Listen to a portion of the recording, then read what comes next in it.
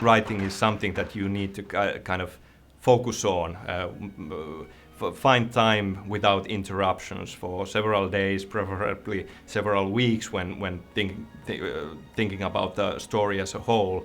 So for Alan Wake, for example, I spent a few weeks of the project locked away in a cabin by a lake to get peace and quiet and write it, and also to get a feel of the proper stage of cabin fever that Alan Wake is going through.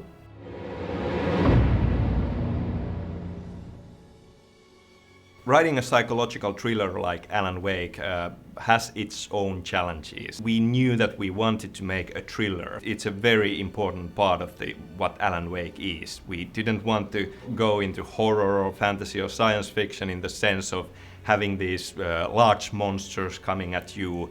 We wanted to kind of leave that ambiguity in there, and with a psychological thriller there's always this question, what is real and what is not, and how much of this is the main character just imagining or hallucinating or dreaming up. You can't take shortcuts with the story, and you can't cheat. There has to be a good reason for why this is happening, and you need to keep feeding the audience bits and pieces that are really relevant. You can't answer too many questions, but you need to answer just enough so that it leaves things open all the time and keeps them wanting for more. Sources of inspiration have naturally been TV series. Twin Peaks is one obvious thing that was a source of inspiration for us. Lost, we are big fans of the storytelling and the different kind of pop culture aspects of Lost. And naturally, for me personally, there are many books that I draw inspiration from. This is a very Stephen King kind of a story with the writer as a main character. We have strong supernatural elements in the game, but we have been trying to use them in a fashion that makes this kind of a psychological thriller in a sense. And we also wanted to bring a more realistic real-world angle to the whole game. We have a married couple who have problems with their marriage, and we have a idyllic small town with quirky town folks, things that you normally don't see in video games. And these are the elements that we wanted to bring into the mix. That really is very much the Remedy formula, that we take something that's familiar to the audience from different forms of media, but really new in video games.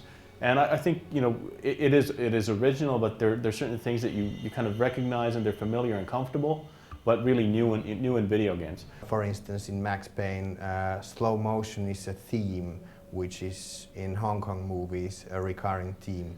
How can that be a gameplay element? Whereas light or lack of it, darkness, these atavistic fears that you might get is another theme that everybody can sort of relate to, and how can you make that kind of elements a part of your game?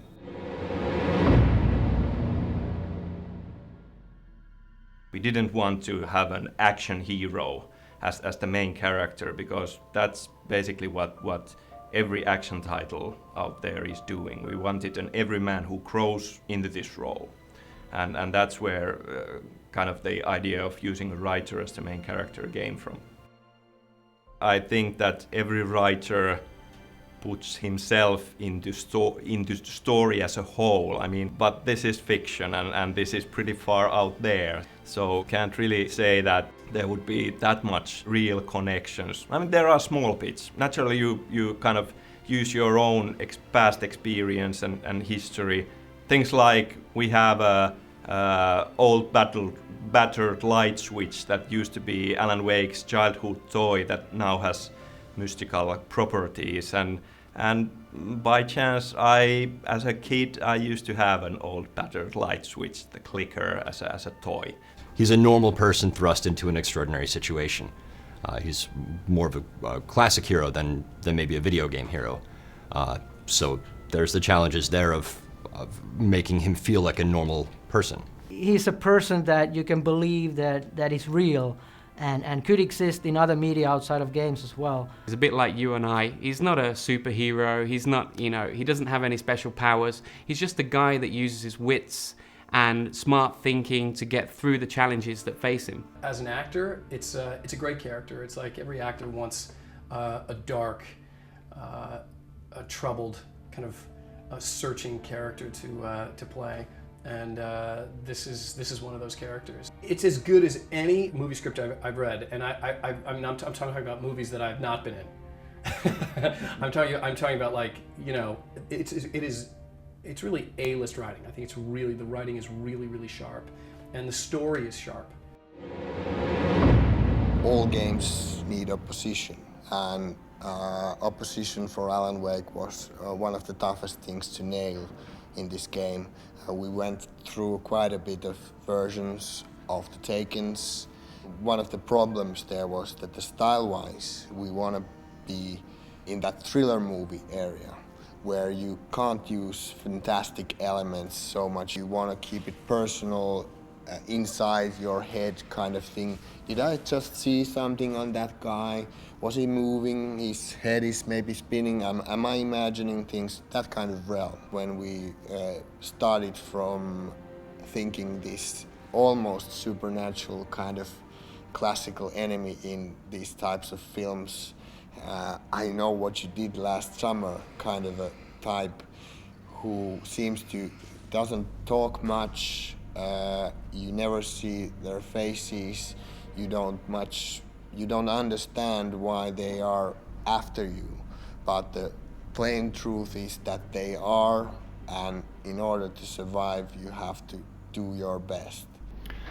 The Taken are supposed to be a very creepy kind of enemy. You don't really know what they are. They sort of represent the unknown in a way, and they should be similar to reality, but not quite there.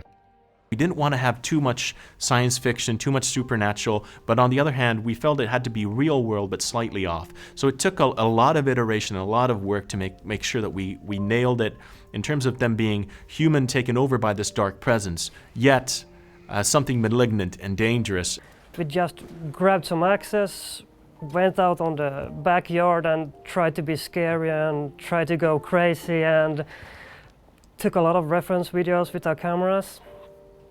And went from that, a lot of iterations. We found out that we need different types of Takens. We have this small, fast guy that comes and stab you with a knife in the back, and of course the big guy with a sledgehammer coming and smashing up everything. We had like long talks on how the enemy should look like, how they should work, and so on.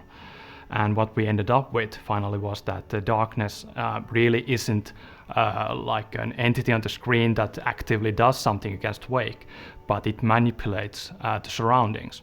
And it takes control of different entities and things that can be found in the darkness. So this can be seen in our different enemy types, like the Taken. They are basically humans that have been taken over. The poltergeist, that are like inanimate objects that are being possessed. There were accidents along the way. Things like how our poltergeist objects and poltergeist doors came to be. It was really an accident. Having these certain type of physics bugs in the game at one point where an object would be violently throwing itself around, and seeing that, it just felt really, really unpredictable and scary, and those were kind of the first things that led to having poltergeist objects in the game. Yeah, actually, because there were physics bugs and the player is a physical entity, because they were trembling so enormously fast, when you hit them, they were deadly. They were deadly, so actually you were pretty scared of them. All the enemies that we have in the game needed to reflect the same thing that all of them reflect, the same visual effect. And behind all this was, of course, Barbara Jagger, who was controlling the dark presence. The face of our antagonist, Barbara Jagger, has an echo of Slavic witch Baba Yaga in her, and the cabin where this all takes place is called the Birdleg cabin, which is a reference to Baba Yaga as well. There are kind of references to mythology and folklore. Mainly I feel that they are very, very useful archetypes that the characters and stories found from old folklore are very much present in today's fiction as well, and they have a lot of meaning packed into them. The forest city boy, how does the forest appear? That's very inbuilt fear probably for all people who still carry this like ancient feel of dark forest and wish to go to the campfire and did that move.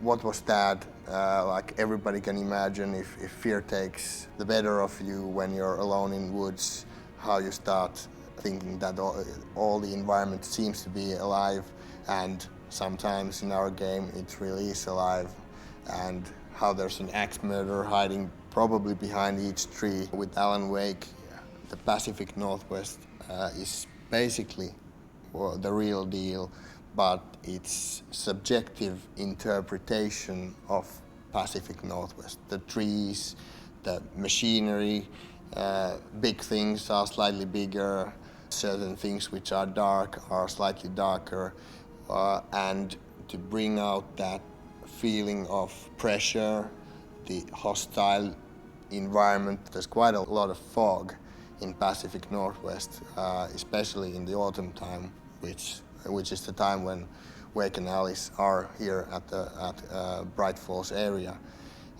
The fog draws out the silhouettes of the environment, the ferns, the spruce trees. So when you go close, you realize this is a spruce tree, but when you go further up, it's like a layered silhouettes of objects which emerge from the fog, and that also brings more sort of claustrophobic feel, how the forest like is pressing on you. We wanted to bring up the psychological side. In the darkness, all the nightmares and the horrors come true, and when you get back into the light, it all seems to vanish away, and it's once again calm. So this is like this emotional step when you get into the light, and then when you go away from the light again, all the horrors and the nightmares come back. To me, light is like safety, order, something that you can understand. Darkness is the unknown that you don't know about, and you're quite sure what's happening there. It's chaos. This can be seen in the Poltergeist, in the Bet's effect, in the Shadow Shields, in all of the main pieces that we have in the game. We wanted to convey the intrigue, the suspense, and make the player emotionally involved and motivated to take Alan Wake to his destiny, to see what happens to him, and hopefully help him to solve the mystery of his missing wife, solve the mystery of this town of Bright Falls. What does it all mean, and how can this all be?